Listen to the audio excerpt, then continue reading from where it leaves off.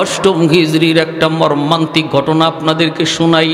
আল্লাহর নবী, রহমতের নবী, বিভিন্ন রাষ্ট্রপ্রধানের কাছে তিনি দাওয়াত দিয়ে চিঠি দিতেছেন। এইভাবে নবী রোম সম্রাটের কাছেও চিঠি লিখলেন, কিন্তু হারেস ইবনে উমাইর রাদিয়াল্লাহু তাআলা আনহু, ওনাকে ওই রোমের সম্রাটের লোকেরা ওনাকে গ্রেপ্তার করে সম্রাটের দরবারে নিয়ে ওনাকে হত্যা করল। নবীর একজন দূত হারেস ইবনে উমাইর রাদিয়াল্লাহু তাআলা আনহু ওনাকে হত্যা করল, হাতগুলি কেটে দিল, পা কেটে দিল, চোখ উপড়ে ফেলল, চিঠিটা টুকরা টুকরা কইরা নিজের পায়ের তলে ফেলে দিল। অথচ এই চিঠির মধ্যে আমার নবীর নাম লেখা ছিল। নবীর নাম লেখা ছিল মুহাম্মাদুর রাসূলুল্লাহ। মুহাম্মাদুর রাসূলুল্লাহর পক্ষ থেকে শামের প্রধানের কাছে চিঠি, ইলা আজিজ শাম। সে খেপে গেল। 2 দিনের মুহাম্মদ মাত্র মদিনার রাষ্ট্রনায়ক, এখনই আমার নামের আগে তার নাম, নবীর নাম তার নামের আগে, এটা সহ্য করতে পারল না। সাথে সাথে চিঠিটা ছিঁড়ে নিজের পায়ের নিচে ফেলে দিল। আর নবীর সাহাবী হযরত হারিস ইবনে উমাইর রাদিয়াল্লাহু তাআলা আনহুকে হত্যা করলো, হাত পা গুলি কেটে দিল। আল্লাহর নবী, রহমতের নবীর কাছে এই খবর যেই মাত্র নবীর দরবারে আসলো, আমার নবী সইতে পারেন না। নবীজির চোখ থেকে দর দর করে পানি পড়ে নবী কান্দেন আর বলেন, আমার হারেসের তো কোনো দোষ ছিল না, আমি তো তারে দুধ বানায় পাঠাইছি, দুধের তো কোনো দোষ নাই। অপরাধ যদি করি আমি নবী করছি, আমার হারেসরে কেন মারল? তাও এইভাবে অঙ্গ প্রত্যঙ্গগুলি কাইটা দিল। মায়ার নবী, দয়ার নবী, রহমতের নবী গরম হয়ে গেলেন নবীজি। সাহাবায়ে কেরামের সামনে নবী বায়াত নিলেন, শপথ নিলেন, আমার হারেস হত্যার বিচার না নেওয়া পর্যন্ত, বদলা না নেওয়া পর্যন্ত আমরা কেউ শান্তিতে ঘুমাবো না। কারা কারা প্রস্তুত? সব সাহাবী নবীর হাতে হাত রেখে শপথ নিলেন। জুড়ে বলি আল্লাহু আকবার। তাহলে কি বোঝা যায়? ইসলামে খালি নরম না গরমও আছে? আমার নবী গরম হয়ে গেলেন। আল্লাহ বলেন, ইসলাম হলো নরমের জায়গায় নরম, গরমের জায়গায় গরম। ইসলামে শুধু নরম নাই, ইসলামে শুধু গরমও নাই, ইসলামে নরমের জায়গায় নরম, গরমের জায়গায় গরম থাকতে কয়। মুহাম্মাদুর রাসূলুল্লাহ والذين معه أشداء على الكفار رحماء بينهم أشداء على الكفار বইলা আল্লাহ গরম হওয়ার কথা বলছেন, রুহামাউ বাইনাহুম দ্বারা নরম হওয়ার কথা বলছেন। আল্লাহ বলেন তাদের আখলাক হলো, আমার নবীর সাহাবীদের আখলাক হলো, ওরা নিজেরা বড় নরম, নিজেরা বড় নরম, নিজেরা কোনো মারামারি নয়, কাটাকাটি নয়। মুসলমানে ভাইয়ে কোনো দ্বন্দ্ব নয়। এক ভাই ভুল বুঝে আরেক ভাই ভুল শুধরায় দিবে, কিন্তু বিতর্ক নয়, ঝগড়া নয়, গালাগালি নয়, মারামারি নয়। মুসলমানের সম্পর্ক হলো ইমানের সম্পর্ক হলো রক্তের সম্পর্কের চেয়ে আরো গভীর, ঠিক কিনা? ইমানের সম্পর্ক রক্তের সম্পর্কের চেয়ে আরো গভীর। এজন্যই তো আবু বকর সিদ্দিক সন্তানকে বলেছিলেন, বদরের যুদ্ধে আবু বকর সিদ্দিক রাদিয়াল্লাহু তাআলা আনহু আমার নবীর পক্ষে, আর আবু বকর সিদ্দিক রাদিয়াল্লাহু তাআলা আনহুর সন্তান আবু জাহেলের পক্ষে। বাপ বেটা দুইজন দুই দিকে যুদ্ধ করতে নামছেন। পরবর্তীতে এই সন্তান মুসলমান হয়েছেন। মুসলমান হওয়ার পরে বলতেছেন, আব্বা বদরের ময়দানে আপনি 3 বার আমার তলোয়ারের নিচে পড়ছেন, এরপরও আমি তলোয়ার চালাই নাই। আবু বকর সিদ্দিক বলে, কসকি তুই কয়বার? বলে 3 বার। কেন তুই চালালি না? কারণ আপনি আমার আব্বা, কেমন করে তলোয়ার চালাই? আবু বকর সিদ্দিক বলে, তাহলে শুন বেটা শুন, তোরা যুদ্ধ করস দুনিয়ার কামাইয়ের জন্য, আর আমরা যুদ্ধ করি আল্লাহর সন্তুষ্টির জন্য। আমাদের কাছে আল্লাহর মহব্বত সন্তানের মহব্বতের চেয়ে বেশি। আমি আবু বকর বলতেছি, খুদার কসম,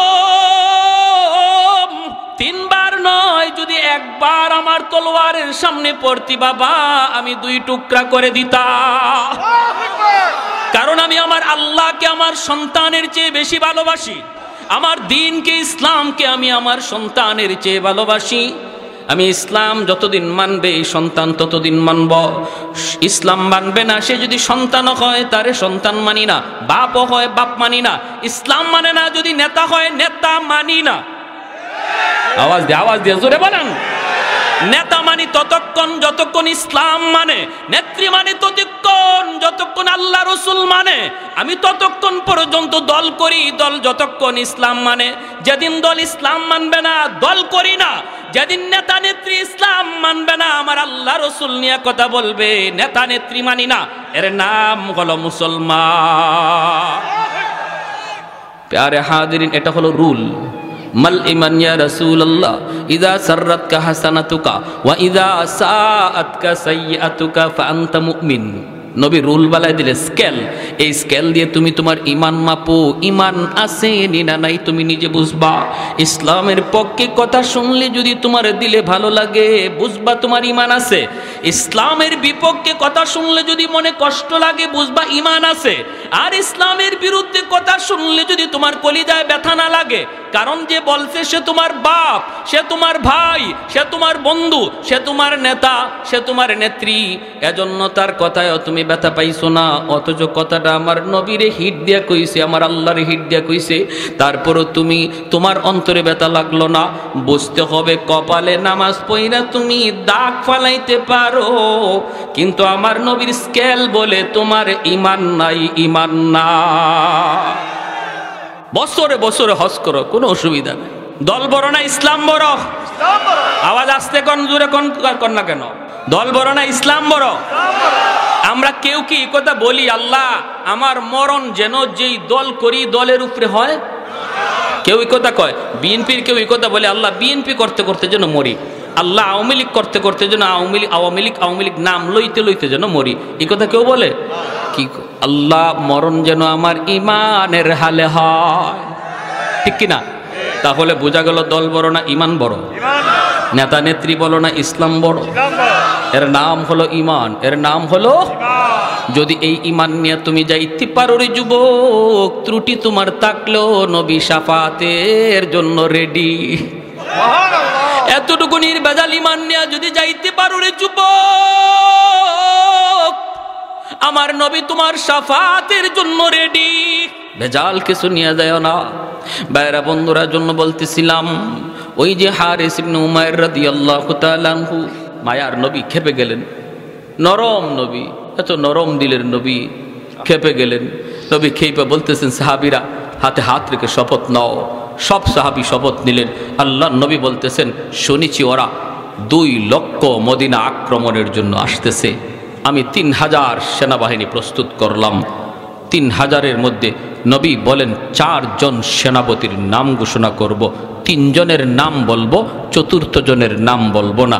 এই 4 জন, যে 3 জনের নাম বলবো এই 3 জন অবশ্যই যুদ্ধে যাবে, আর বাকিরা মন চাইলে যাইও, না চাইলে আমার বাধা নাই। তবে আমি নবী বলতেছি, আমার আল্লাহ বলেছেন এই যুদ্ধে দুশ্মন 2 লাখ হলেও মুসলমানের বিজয় হবে।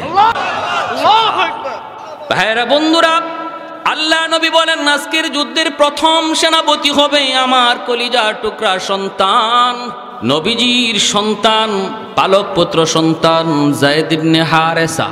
আমার নবী দয়ার নবীর পালক পুত্র যায়েদ ইবনে হারেসা নবীজি এই যুদ্ধের সেনাপতি, প্রথম সেনাপতি বানাইলেন। যুদ্ধের নাম হলো জঙ্গে মুতা।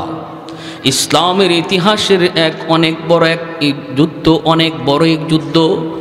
নবী বলেন সাহাবীরা রে, আমি তোমাদের সাথে এই যুদ্ধে যেতে পারবো না, আমি মদিনায় থেকে গেলাম, কারণ বিভিন্ন রাষ্ট্রপ্রধানের কাছে চিঠি লিখছি, চিঠি লিখতে হবে, উত্তর আসবে, উত্তর দিতে হবে। আমি তোমাদের সাথে এই যুদ্ধে যেতে পারলাম না, তোমরা যুদ্ধে যাবা, কিন্তু আমি নবী না গেলেও আমার মন দিল তোমাদের সাথে। দেহটা থাকবে মদিনার মসজিদে, দিলটা থাকবে তোমাদের সাথে। আমি মদিনার মসজিদে বসে বসে যুদ্ধের হালচাল দেখবো। আল্লাহু আকবার। মায়ার নবী দয়ার নবী বলেন আজকের যুদ্ধের প্রথম সেনাপতি আমার সন্তান যায়েদ ইবনে হারেসা। এ নেতা নেত্রীরা একটু ভালো করে শোনো, যারা রাজনীতি করে ভাই একটু শোনো। শুনো, দেখো নেতার আদর্শ দেখো। নেতা যুদ্ধে পাঠাইতেছে সবার আগে নিজের ছেলে, আর আমাদের দেশের নেতা ছেলেরে পড়ায় লন্ডনে আমেরিকায়, আমার পোলারে পাঠায় যুদ্ধে। কি আপনি আমার ফুলাফানরে পাঠায় পিস্তল দিয়া আর রিভলভার দিয়া, আর তার ফুলারে আমেরিকা পড়ায়।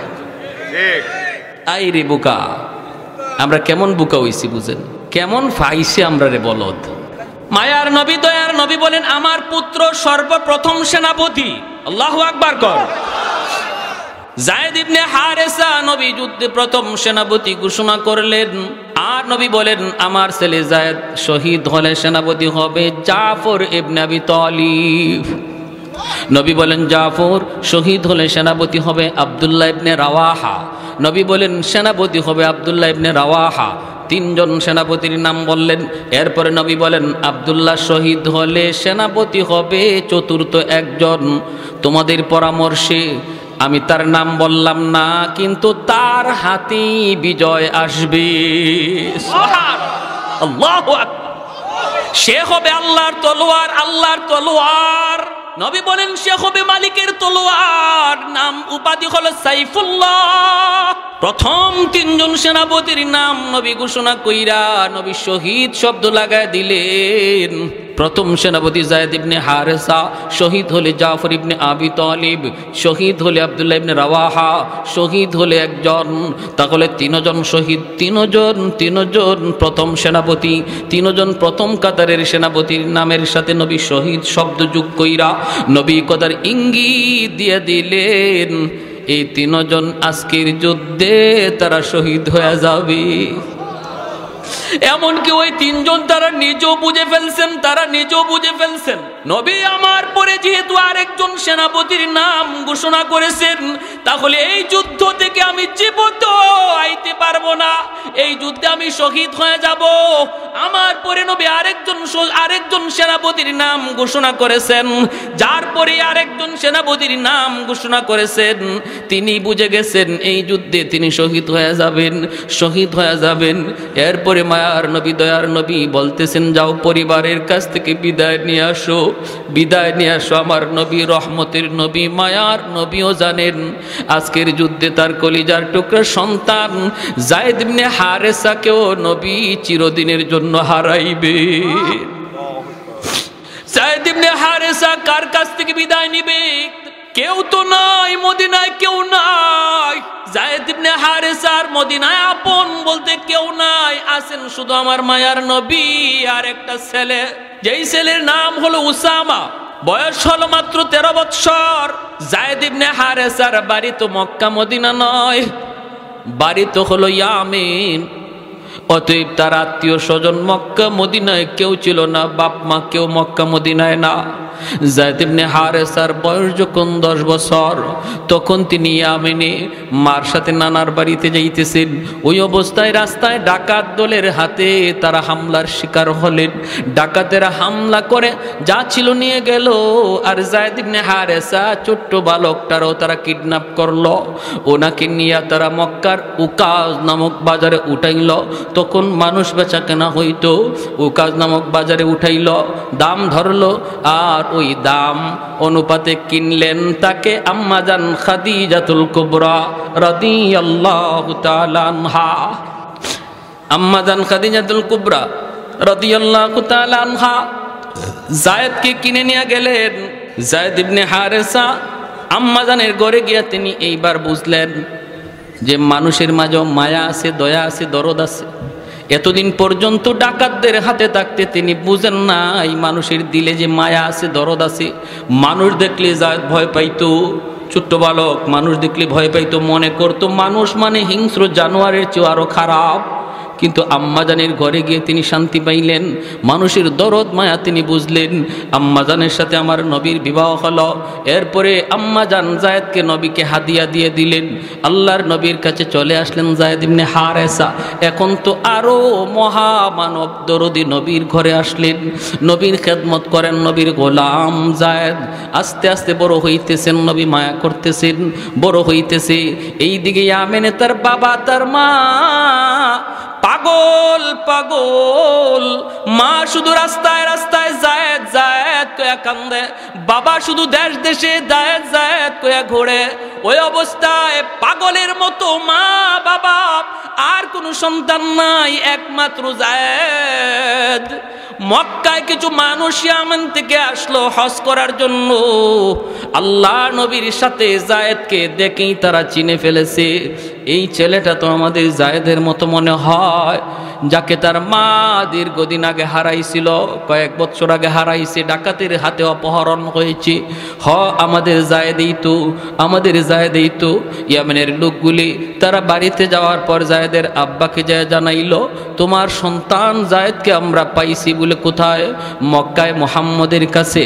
যাও তুমি মুহাম্মদের কাছে যাও, মুহাম্মদের গোলাম, মুহাম্মদের গোলাম। কিন্তু আমরা জানি মুহাম্মাদুর রাসূলুল্লাহ বড় নরম দিলের মানুষ।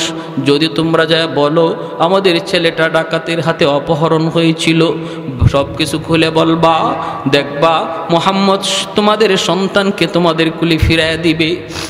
জায়েদের বাবা জায়েদের চাচাকে লইয়া মক্কায় হাজির। আমার নবী, মায়ার নবী, দয়ার নবীর ঘরে হাজির। আল্লাহ নবীর কাছে আইসা পরিচয় দিলেন, আমরা ইয়ামেন থেকে এসেছি। কেন? কই শুনেছি আপনার কাছে একটা ছেলে আছে, আপনার গোলাম, নাম হলো জায়েদ। মায়ার নবী বলেন, হ জায়েদ তো আমার গোলাম, তো কি হয়েছে কোন?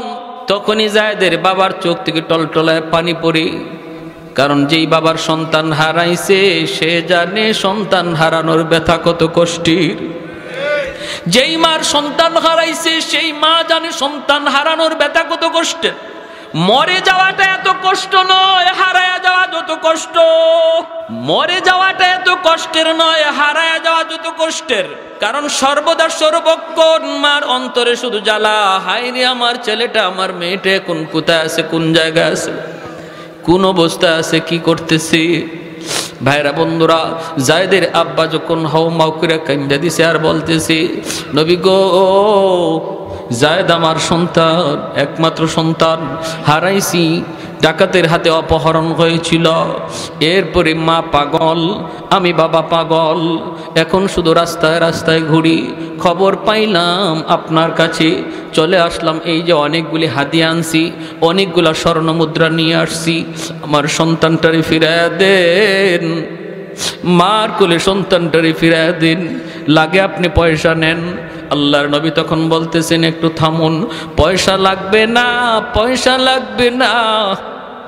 নবী বলেন, আমি নবী এতিম, আমি নবী বাবা পাই নাই, বাবার আদর কেমন আমি নবী তা জানি না, আব্বু ডাকে কত মজা আমি নবী জানি না, অতএব আমাকে পয়সা দেওয়া লাগবে না, আপনি একটু অপেক্ষা করুন। নবী ডাক দিলেন পাশের রুমে, জায়েদ এইদিকে আসো। জায়েদ ইবনে হারেসা তিনি আসলেন। ঘরে ঢুকেই তিনি দেখেন দুইটা মানুষ বসা, চেহারাটার দিকে তাকাইয়েই চিনে ফেললেন, জায়েদ আমার হারানো বাবা। বাবাও চিনে ফেলেছে হারানো সন্তান জায়েদ। দৌড় দিয়া বাবা সন্তানের বুকে জড়ায় ধরে কান্দে, ছেলে বাবাকে ধরে কান্দে, বাবা ছেলেকে জড়ায় ধরে কান্দে। ভাইরে, কারো চুকে এমন নাই যে ওই সময় কেউ কাঁদে নাই। নবী কাঁদতেছেন, জায়েদের চাচা কাঁদতেছে, বাবা কান্দে, ছেলে কান্দে। আল্লাহর নবী, রহমতের নবী তখন বলতেছেন, জায়েদ তুমি চিনছো ওনারা কারা? জায়েদ কই, নবী গো চিনে ফেলেছি, আমার আব্বা, আমার চাচা। আল্লাহর নবী বলেন, জায়েদ তোমার আব্বু আসছে তোমাকে নিয়ে যাওয়ার জন্য, তোমার মা তোমার জন্য পাগল পাড়া হয়ে রাস্তায় রাস্তায় ঘুরে, তুমি চলে যাও বাবার সাথে। ও জায়েদ, যদি বাবার সাথে যেতে চাও, মায়ের কাছে ফিরত যাইতে চাও, যেতে পারবা। আর যদি আমি নবীর কাছে থাকতে চাও, আমি তোমাকে দূরে সরায়া দিব না। আমি নবীর কাছে যদি থাকতে চাও, আমি তোমাকে আগলে রাখবো। যদি বাপ মার কাছে যাইতে চাও, যেতে পারো। অপশন দুটো আল্লাহর নবী দিয়া দিলেন। এইবার জায়েদ ইবনে হারেসা সিদ্ধান্ত নিবেন, বাপ মার কাছে যাবেন না, নবীর কাছে থাকবেন। মাথাটা নিচের দিকে দিয়া দিছে। জায়েদের বাবা তাকায় তাকায় কাঁদতেছে। কিছুক্ষণ বাবার দিকে তাকায় মাথাটা নিচু করে ফেললেন। এরপরে আমার দয়ার নবীর চেহারার দিকে তাকাইছেন, আর চোখ ফিরান না। কান্না শুরু করছে আর বলতেছে, নবী গো, আজ থেকে 10 বছর আগে আমি হারাইছি, বাবা হারাইছি, মা হারাইছি। ডাকাতদের হাতে থাকতে আমি বুঝতাম না মানুষ এত মায়াশীল হয়, মানুষের দিলে এত দরদ, এত মায়া। কিন্তু আপনার কাছে আসার পর আমি মার আদর, বাবার আদর, দুনু আদর আপনার কাছে পাইছি।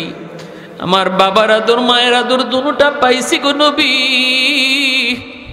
অতএব আমি যায়েদ সিদ্ধান্ত নিয়েছি, বাকি জীবন আমি আপনার কদমে থাকতে চাই।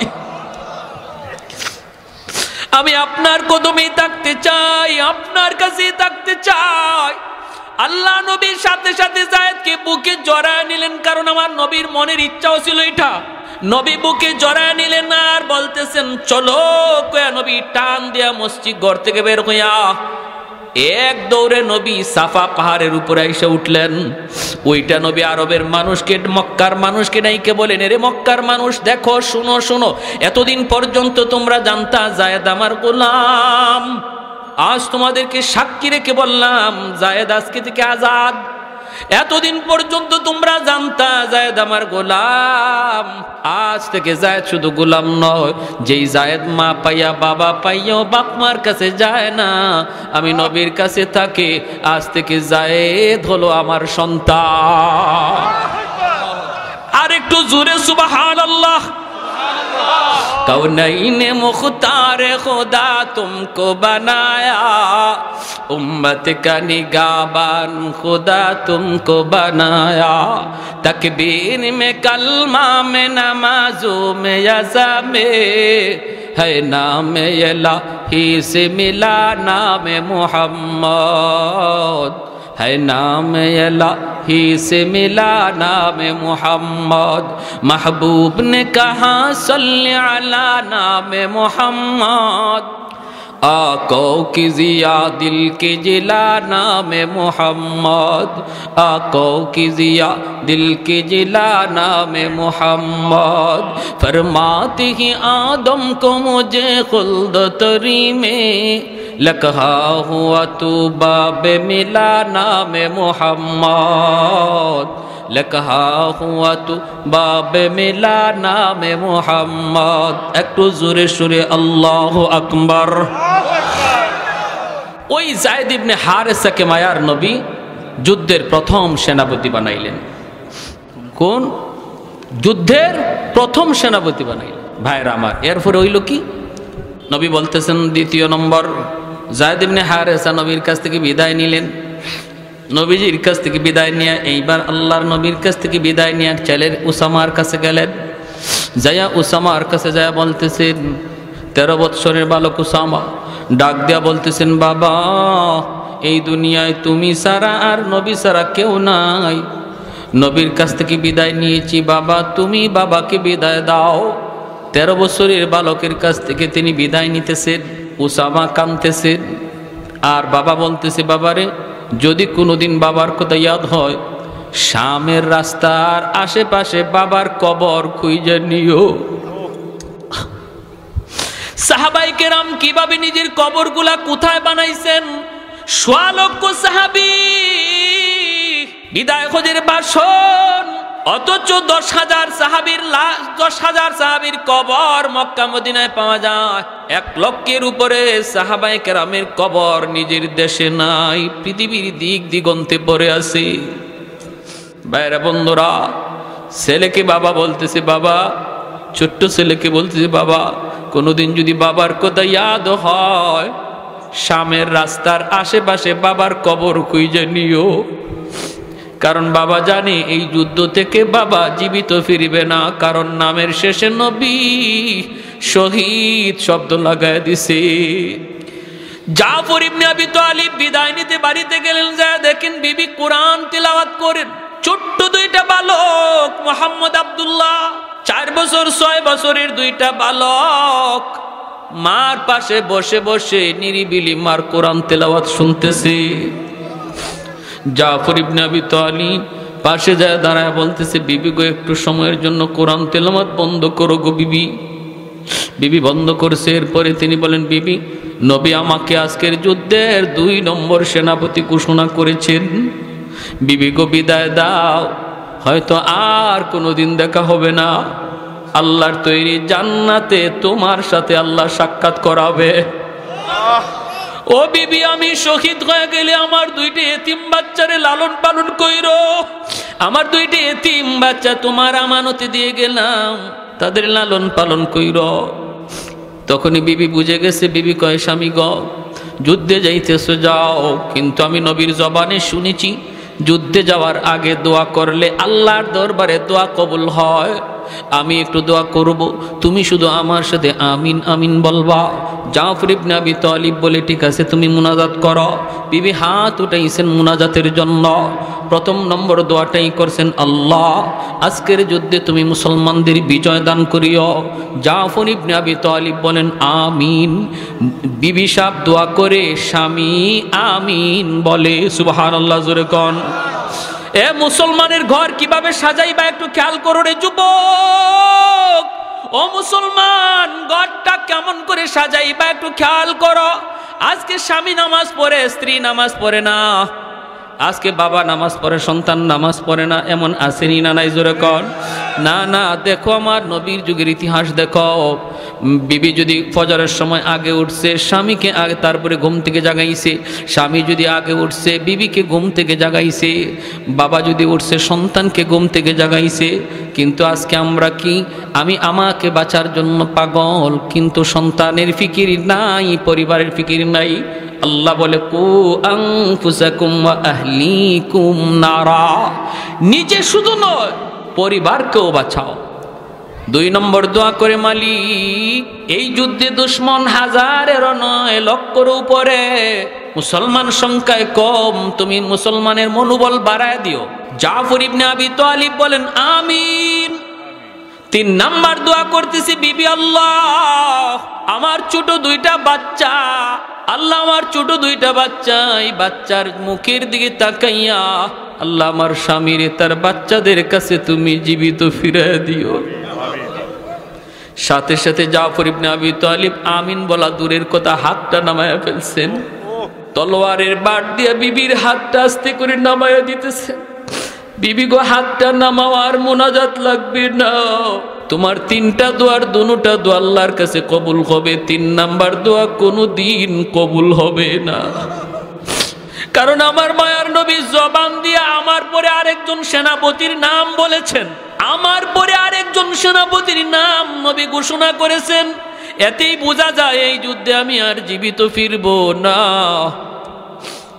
যেই যুদ্ধে সেনাপতি জীবিত ফিরে, এই যুদ্ধে 2য় সেনাপতির নাম নবী নেয় না।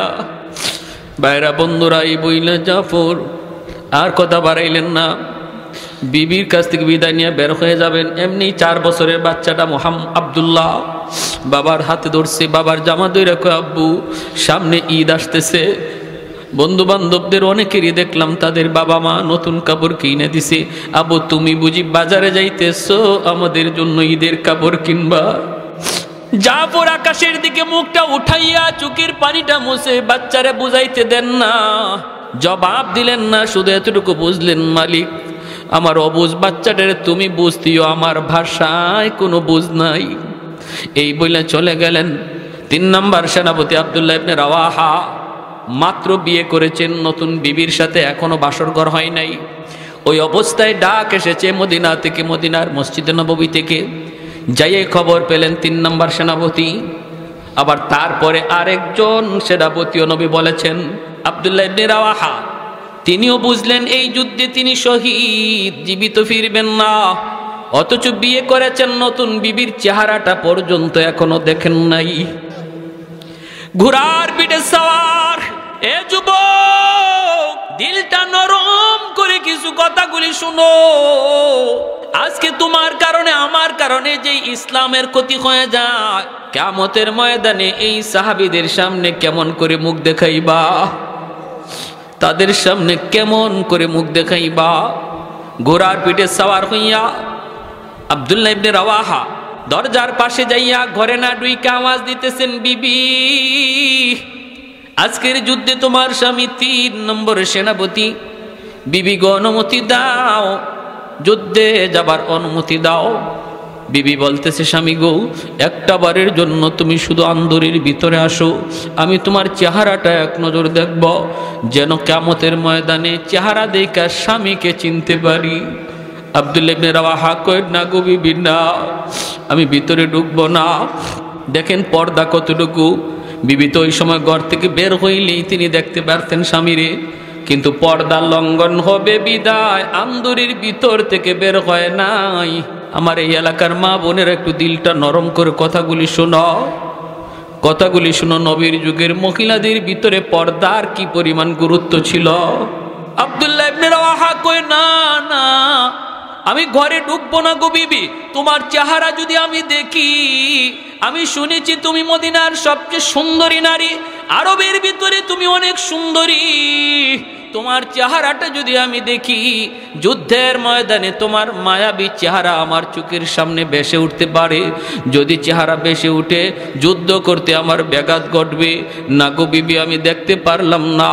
কিয়ামতের ময়দানে আল্লাহ তোমার আমার পরিচয় করা দিব,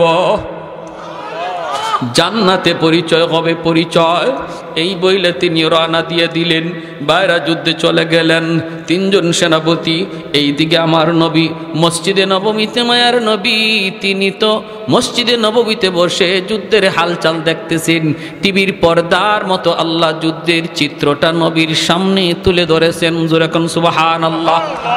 নবী কান্দেন আর বলেন, আমার যায়েদ ইবনে হারেসা শহীদ হয়ে গেছে, আমার যায়েদ শহীদ হয়ে গেছে। সেনাপতি জাফর ইবনে আবি তালিব, জাফর ইবনে আবি তালিব, নবী বলেন আমার জাফর শহীদ হয়ে গেছে। দুশমন তার ডান হাত কেটে ফেলেছে, বাম হাতে পতাকা ধরে রাখছেন, বাম হাতটাও দুশমন কেটে ফেলেছে। এরপরও তিনি পতাকা ফালান না, দুনো হাতের বাজু দিয়ে এইভাবে পতাকা ধরে রাখছেন। 3 নম্বর সেনাপতি আব্দুল্লাহ ইবনে রাওয়াহা তিনি আসছেন, জোর করেন পতাকা তিনি ছাড়েন না, অথচ জান নাই। পতাকা এমন ধরছেন, ছাড়েন না। কোন রাওয়ায়াতে আসছে কামড় মাইরা পতাকা ধরে রাখছেন। আব্দুল্লাহ ইবনে রাওয়াহা পতাকা টানতেছেন, কামড় তো ছাড়ে না। এবার তিনি বলতেছেন, জাফর পতাকা অন্য কেউ টানে না, পতাকা টানতেছে আমি আব্দুল্লাহ, যার নাম নবী তোমার পরে সেনাপতি ঘোষণা করছে।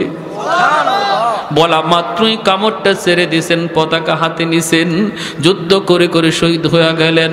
4র্থ নম্বর সেনাপতি হলেন খালিদ বিন ওয়ালিদ, যার উপাধি হলো সাইফুল্লাহ। সুবহানাল্লাহ, জোরে বলেন।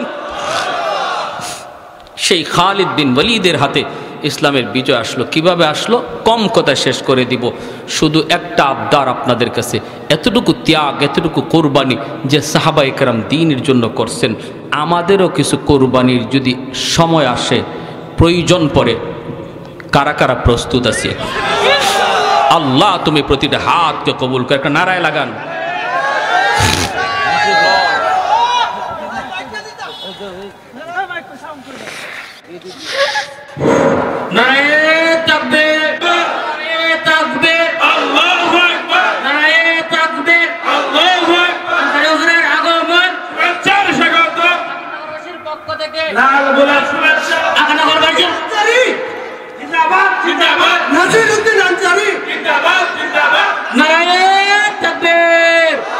আলহামদুলিল্লাহ। আমার ভাইরা ভালো করে শুনেন, রাখেন, আমি বলতেছি শুনেন, ভালো করে শুনেন।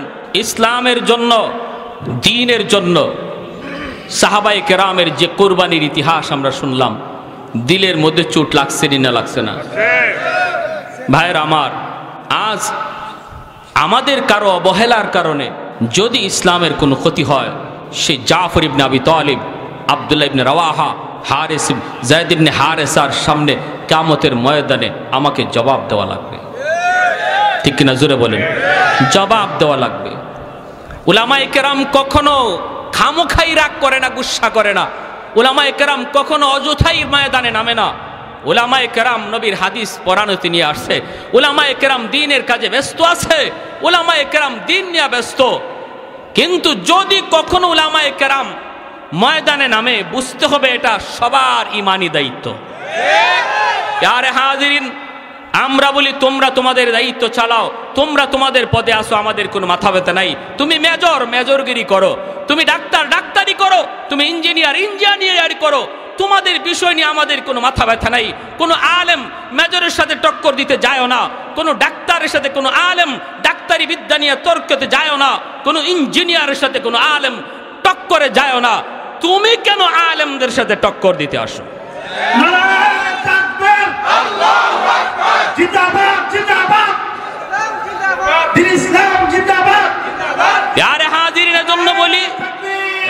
আমি এজন্য আপনাদেরকে বলি, আমাদের সর্বদা এই ব্যাপারে সজাগ থাকতে হবে, সজাগ থাকতে হবে। ফন্ডিতি করো, যার যার বিষয় লইয়া ফন্ডিতি করো, আরেকজনের বিষয়ে ফন্ডিতি দেখায়ও না। এটা অনধিকার চর্চা, অনধিকার চর্চা। আর আমরা উলামায়ে কেরাম যারা আছি, আমরা যারা উলামায়ে কেরাম ভক্ত আছি, আপনাদের কাছে আমার অনুরোধ, আমাদের মাঝে দ্বন্দ্ব যেন না থাকে, দূরত্ব যেন না থাকে। সামান্য কিছু ভুল ত্রুটি, সামান্য কিছু বিভেদ, এটাকে বড় আকারে না করি। কারণ আজকে আমাদের ভিতরে, আলেমদের ভিতরে কোনো ওয়াইজের বিরুদ্ধে কথা বলতে যায়, যদি আমরা সেটা পাবলিক প্লেসে বলি, তখন নাস্তিকরা সুযোগ পায়, ঠিক কিনা জোরে এখন? ইসলাম বিরোধীরা সুযোগ পায়। কে বিদাতি, কে কওমি, কে ওয়াহাবি, কে আলিয়া, কে লম্বা টুপি, কে গোল টুপি, এই সমস্ত জিনিস বাদ দেন আল্লাহর দোহাই। কারণ সমস্ত দুশ্মন এক, আমরা কেন এক হতে পারবো না? আওয়াজ দিয়া বলেন ঠিক কিনা? ছোটখাটো বিষয় নিয়ে আমরা একজনে আরেকজনের মন্দ বলি, আর অন্যদিকে দুশ্মন হাসে, দুশ্মন হাসে। দুশ্মনের হাসি খোরাক বন্ধ করুন, দুশ্মনদের হাসির খোরাক বন্ধ করুন। এখনো সময় আছে, বোঝার চেষ্টা করুন। রুহামা উবাইনাহুম, আল্লাহ বলে নিজেদের ভিতরে রহম করো, নিজেদের ভিতরে দয়া করো, নিজেদের ভিতরে সার দেওয়ার মন মানসিকতা তৈরি করো। না, এক ভাই ভুল বলেছে, সেটাকে শুধরানোর ব্যবস্থা রয়েছে। সাধারণ মানুষের সামনে কটাক্ষ নয়, গালি নয়, ফতুয়াবাজি নয়, বন্ধ করো সব ফতুয়াবাজি। এক প্ল্যাটফর্মে চলে আসো। বাংলাদেশ ইসলামী জাগরণের সম্ভাবনাময় এক দেশ। এখনো যদি উলামায়ে কেরাম এক হয়ে যায় আর আলেম বক্ত পাবলিক এক হয়ে যায়, মাথা তোলার সাহস কোনো বেঈমানের নাই।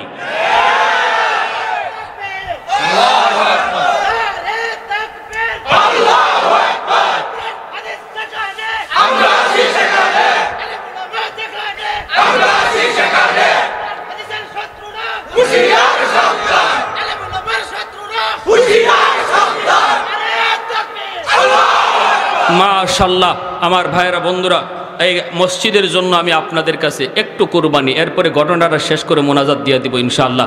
মসজিদের জন্য কিছু চাওয়া হয়েছে, আল্লাহর ঘর মসজিদের জন্য। আর হবে না এখন, বলেন মসজিদের জন্য কি কি কি কি লাগবে এটা কোন? মসজিদের জন্য নালানাকুনান্না মিনাল খাসিরিন রব্বির হামহুমা কামা রব্বায়ানি সগীরা রব্বির হামহুমা কামা রব্বায়ানা সগীরা। রব্বুল আলামিন, একটু মায়ার নজরে, কুদরতি নজরে একটু তাকায় দেখো, তোমার বান্দারা বসে বসে তোমার কথা, তোমার হাবিবের কথা, সাহাবায়ে কেরামের কথা শুনতেছে। আমলখানা যদি পছন্দনীয় হয়, এর উসিলায় আমাদের জীবনের সব গুনাহ খাতাগুলি মাফ করিয়া দাও। আয় আল্লাহ, যারা হাত বাড়াইছি মালিক, জানি না গো মালিক, কার হায়াত কতদিন দুনিয়ায় বাকি আছে। কত যুবক ঘর থেকে বের হয় আর ঘরে ফিরে না, কত বাবা সন্তানের কাছ থেকে হাসি মুখে ঘর থেকে বের হয়ে যায় আর সন্তানের কাছে ফিরে আসে না। ও মালিক, জানি না আমাদের হায়াত কতদিন কিভাবে তুমি রাখছো। আল্লাহ, বেনামাজি বানায়া তুমি কাউকে মরণ দিও না গো আল্লাহ। কাটি দিলে তওবা করলাম। আল্লাহ, আমাদের সবাইকে পাক্কা নামাজি দিনদার বানায়া দাও। এই এলাকার প্রতিটা যুবককে পাক্কা নামাজি দিনদার বানাও। আয় আল্লাহ, ঘরে ঘরে কোরআন তেলাওয়াতের আমল চালু কইরা দাও। মা বোনদেরকে পর্দানিশীন দিনদার বানায় দাও। আল্লাহ যারা হাত বাড়াইছি মালিক, জানি না আমার মতো কার জানি মা দুঃখিনী দুনিয়ায় নাই। যার মা নাই সে জানে মা কত বড় নিয়ামত, যার বাবা নাই সে জানে বাবা কত বড় দৌলত। যার মা সে গো মালিক ঘরে গিয়া আম্মা কয়া ডাক দেয়, মা দরজা খুইলা দেয়। আমার মতো যার মা নাই, আজকে মাসকে মাস বছর কি বছর মা কয়া ডাক দিতে পারি না। গভীর রাত মাহফিল শেষ হলে পরে মা ফোন দিত, বাজান এখন কোথায় আছো? এই আল্লাহ, আর কেউ এইভাবে অপেক্ষা করে না।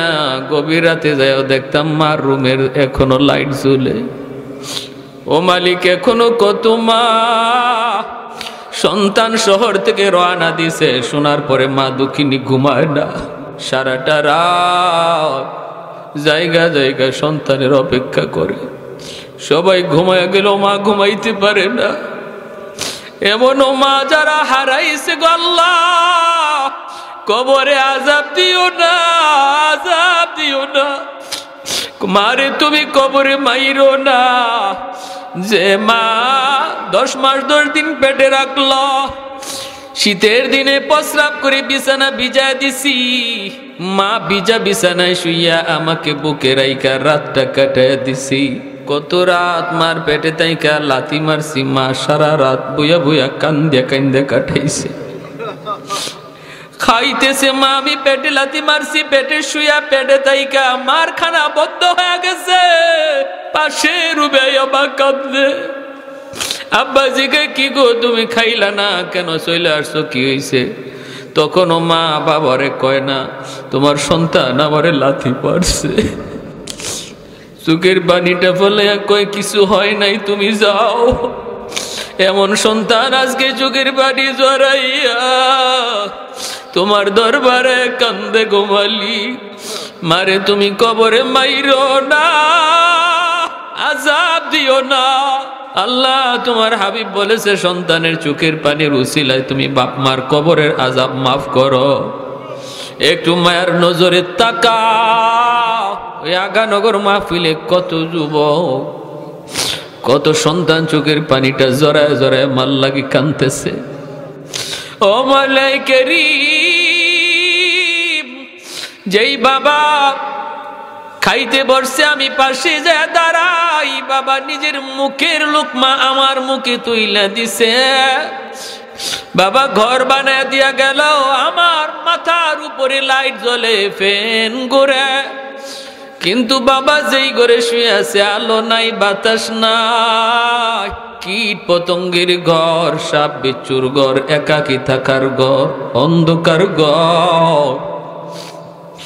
আল্লাহ, বাবা মার কবরে তুমি জান্নাতি আলো বাতাসের ব্যবস্থা করে দিও। ও মালিক, বাপ মার জন্য আমাদেরকে দুনিয়াতে কান্দাও, আমাদের আম্মা আব্বারে কবরে কান্দাইও না। আম্মা আব্বারে কবরে কান্দাই।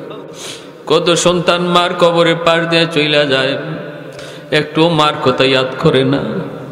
বাবার কবরে পাশ দিয়ে চইলা যায়, ছেলেটা চইলা যায়, একটু ইয়াদ করে না। বাপ মা কবরে শুয়ে শুয়ে কষ্ট পায়। আল্লাহ মেহেরবানি করে, মেহেরবানি করে বাপ মার কথা বেশি বেশি ইয়াদ করার তৌফিক দাও। আল্লাহ নামাজে নামাজের বাইরে সর্ব জায়গায় আমাদের জবানে আল্লাহ তোমার শিখানো দোয়া জারি করে দিও। রব্বির হামহুমা কামা রাব্বায়ানি সগীরা। আদরের দাদা দাদি নানা নানি শ্বশুর শাশুড়ি বিবি বাচ্চা ভাই বোন কত মায়ার মানুষগুলি নিজের হাতে কবরে রাখছি গো মালিক, যাদের হাসি মুখের চেহারা এখনো চোখের সামনে ভাসে, যারা একদিন এই ঘরে ঘুমাইতো, এই রাস্তা দিয়ে হাঁটতো, এই মসজিদে সেজদা দিত, তারা আজ কোথায় গেল, কোথায় রইল, কিভাবে রইল? আল্লাহ তুমি ছাড়া কেউ জানে না। আমরাও যারা আজকে এই রাস্তায় একদিন হাঁটি, আগামীকাল আর একজন হাঁটবে, আমি শুয়ে থাকবো কবরে। এই মরণের কথাটা আমাদের বেশি বেশি ইয়াদ করার তৌফিক দিও। আমার মসজিদের পাশে যুবক সারাটা রাত, ঈদের রাত টেইলারি কাজ করলো, টেপ বাজলো, টেপের গান বাজলো। ফজরের সময় গিয়া সবাই দরজা ধাক্কায়, দরজা খুলে না, ধাক্কায় ধাক্কায় দরজা ভাঙলো, শাটার ভাঙ্গা দেখে টেপের গান এখনো চলে। যুবক দুনিয়ায় নাই। ও মালিকের জন্য আমার যুবক ভাইদের অন্তরে মরণের ভয় ঢুকাও, তোমার মহব্বত ঢুকাও, দুনিয়ার নাপাক ভালোবাসা অন্তর থেকে মুছে দাও। আয় আল্লাহ, নাপাক পচা গান্দা ভালোবাসা থেকে অন্তরকে মুক্ত করো, অন্তরটারে তোমার ভালোবাসায় পরিপূর্ণ করে দাও।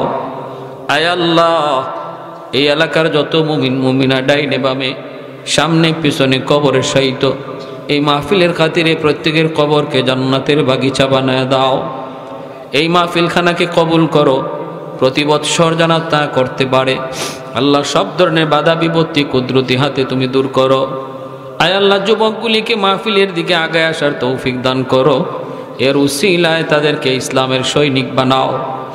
আয় আল্লাহ, আম্মা আব্বা যাদের জীবিত হায়াতে বরকত দাও, বিবি বাচ্চা ভাই বেড়াদরে হায়াতে বরকত দাও। প্রবাসী ভাইয়েরা যারা আছে আল্লাহ, প্রবাসে নিরাপদে রাখো, রুজিতে বরকত দাও। আয় আল্লাহ, আমাদের সন্তানগুলিকে নেককার দিনদার নামাজি বানাও। তোমার ঘরখানাকে কবুল করো। যারা সাহায্য সহযোগিতা করার ওয়াদা করেছে, তৌফিক তুমি দিবা, কেমনে দিবা তুমি জানো। আল্লাহ, তুমি দেওয়ার তৌফিক দান কইরো। আল্লাহ, ঘরের কাম, তোমার ঘরের কাম কুদরতিভাবে তুমি উঠে নিও। এলাকার প্রতিটা মানুষকে তোমার ঘরে শরীক থাকার তৌফিক দিয়ে দিও। আমার মা বোনদেরকে মাফ করে দাও। আয় আল্লাহ, আমার মা বোনদেরকে মাফ করে দাও, তাদেরকে আল্লাহ ওয়ালি বানাও। কারণ মায়ের আব্দুল কাদের জিলানির মা, তারা তো নবীর মা, ওলি আল্লাহদের মা। এলাকার প্রতিটা মাকে ওলি আল্লাহর মা বানাও। আয় মাওলা, ঘরে ঘরে হাফেজে কোরআন আলেমে দ্বীন কবুল করে নাও। গান বাজনা থেকে এলাকার মানুষকে হেফাজত করো। আল্লাহ, গান বাজনার প্রতি যুবকদের অন্তরে ঘৃণা জন্মায়া দাও, ঘৃণা জন্মায়া দাও। নেক কাজের প্রতি আগ্রহ বাড়ায়া দাও। আল্লাহ, যারা সাহায্য করছে, দান করছে, প্রত্যেকের রুজির মধ্যে বরকত দিয়ে দাও। অসুস্থ যারা আছে আল্লাহ, তুমি সুস্থতার নিয়ামত দিও। আমাদেরকে যাবতীয় অসুস্থতা থেকে হেফাজত করো আল্লাহ, যাবতীয় অসুস্থতা থেকে হেফাজত করো আল্লাহ। কে কোন উদ্দেশ্য নিয়ে এখানে হাত উঠেছে আল্লাহ, তুমি দিলের হালত জানো আল্লাহ। যার যার দিলের দিকে তাকাইয়া প্রত্যেকের নেক নিয়তকে কবুল করো। যার যার সমস্যাকে সমাধান করো, মুশকিলাতগুলি আসান করো আল্লাহ। অনেক ঘরে বাবা সন্তান লইয়া বিপদে আছে, অনেক স্বামী স্ত্রী নিয়ে বিপদে আছে আল্লাহ। প্রতিটা ঘরে তুমি শান্তির বাতাস বইয়ে দাও, অশান্তি দূর করে দাও। সাল্লাল্লাহু তাআলা আলা খাইরি খালকিহি মুহাম্মদ ওয়া আলা আলিহি ওয়া আসহাবিহি আজমাইন। আমিন বিরহমাতিকা ইয়া আরহামার রাহিমিন।